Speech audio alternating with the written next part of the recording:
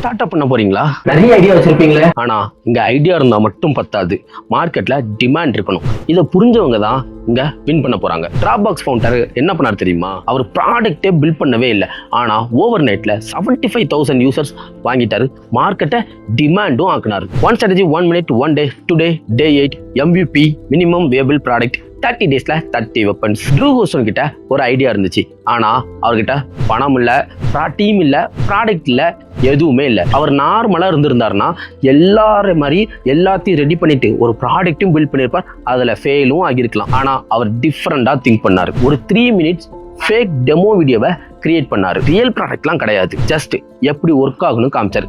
அதுதான் to stay. Video செம்ம viral.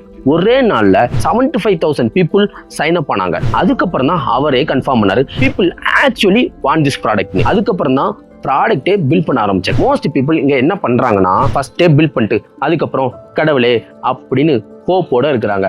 ஆனா ரியலாவே ஒரு ப்ராடக்டை ஃபர்ஸ்ட் வேலிடேட் பண்ணதுக்கு அப்புறம் அந்த ப்ராடக்டை பில்ட் பண்ண ஆரம்பிங்க. இங்க நிறைய பேர் ஐடியா இருக்குன்னு பெர்ஃபெக்ட் ப்ராடக்டை கிரியேட் பண்ண ட்ரை பண்றாங்க, ஆனா மார்க்கெட்டுக்கு ரைட் ப்ராடக்ட் தான் வேணும். இன்னும் இதை நிறைய பேர் புரிஞ்சுக்கல. இதுதான் ரியல் கேமே. Think about it.